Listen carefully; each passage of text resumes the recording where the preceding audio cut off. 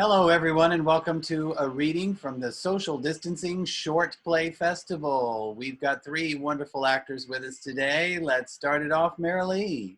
Hi, I'm Marilee Warner. I'll be playing Loretta. Hi, I'm Savannah Southern Smith, and I will be playing Mary. Hi, I'm Neil. I'll be playing Neil.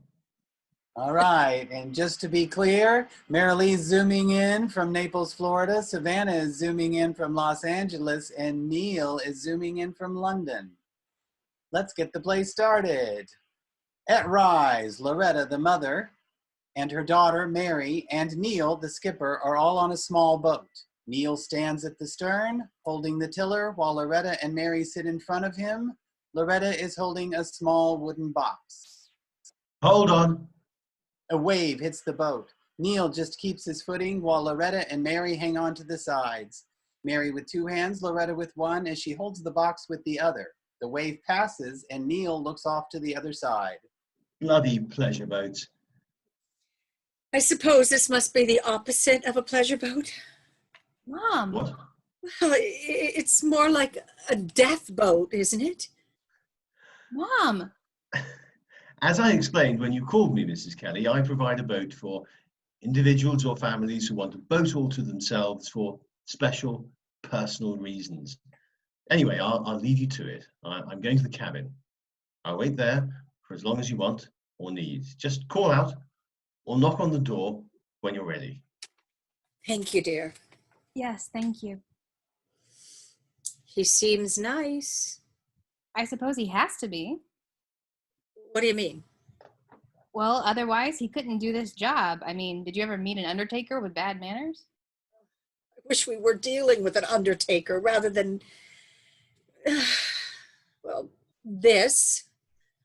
It's what he wanted, Mom, and we have to respect that. I know, and I do, however hard it is. Right, shall we get on with it? I think we should. We only have the boat for an hour. I don't mind paying for another hour. I mean, we can take longer if you need longer. No, Mom, I don't, and neither do you, so let's do it, please.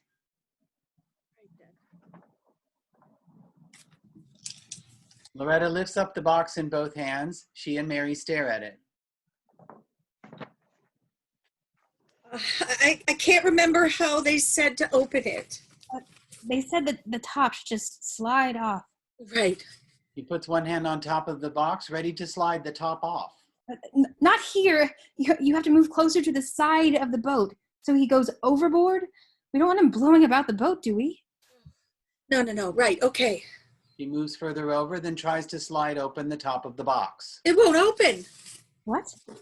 Well, it won't open. It's stuck. No, it's not. Let me have a go. He takes the box, tries to slide the top off. You're right. It won't open. See, I told you. So what do we do now? Oh, well, we could just throw the whole box in. No way. There is enough crap in the sea already. I'm not adding to it.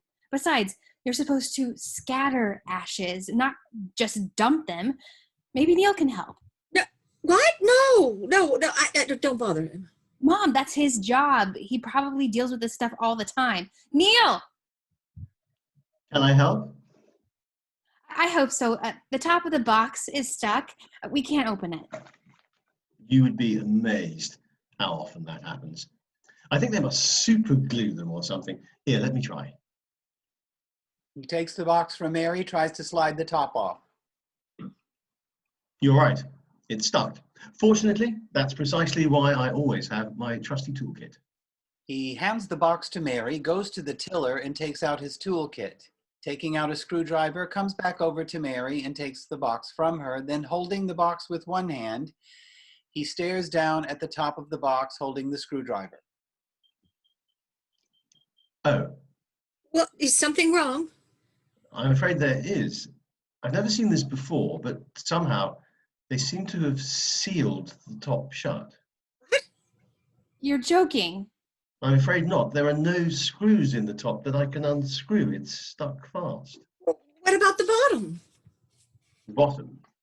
Yeah, there are any screws there? Yes, there are. Well, just undo them. They'll do. Are you sure? Yeah.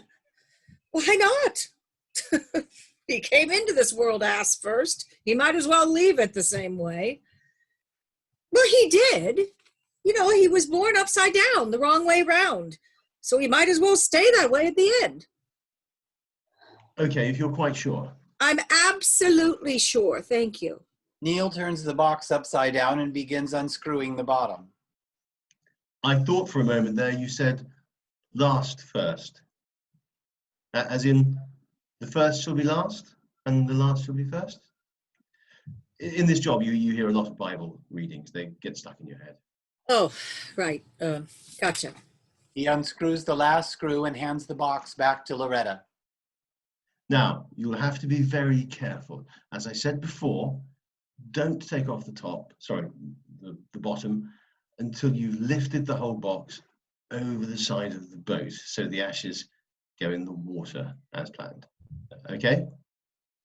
Okay. Thank you. It's no problem. Now, I'll just go back and wait in the cabin. And again, if you need me for anything, just give me a call. Thanks, dear. You're a lifesaver. Loretta turns away to lift the box over the side of the boat.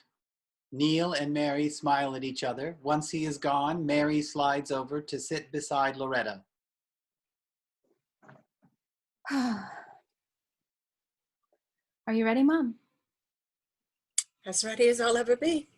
She removes the bottom of the box and tips the box over so that the ashes inside fall into the water. They stare at the water for a moment. Then Loretta stands up. I'm going with him. What? Loretta puts one leg over the side of the boat, but Mary pulls her back in. Mom, what are you doing? You can't swim. That's the point. I want to go with him. I was there at his beginning, so I should be there at his end. You are, Mom. We both are. That's why we're here. No, I mean really with him. I can't go on without him. Mom, yes, you can. No, I can't. Not knowing how he went. That was his decision, Mom. Remember? No, of course I remember. I'll never forget. Mary puts her arm around her mother. How could he do that? I mean, he might as well have killed me too when he took his own life. I know, Mom. I know how hard this is for you. It's bad enough losing a sibling, but a child, I can't even imagine. But as I said to you 1,000,000 times before, it's not your fault. It is. It must be. No, it's not. How could it be? We're twins. You raised us exactly the same way. And John chose to take his own life while even after all of this, I want to live mine. I don't know. Who knows? Maybe I'm to blame. Well, I've always been the happy-go-lucky one, wasn't I? I was always the one who could survive things, and John couldn't. That's not your fault.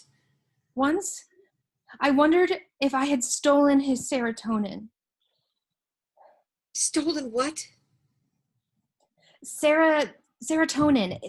It's this chemical that makes you happy, and I used to wonder if somehow, in the womb, I'd taken his, so I had double the amount I should have, and he had none. Now he's talking crap. I know. It must run in the family.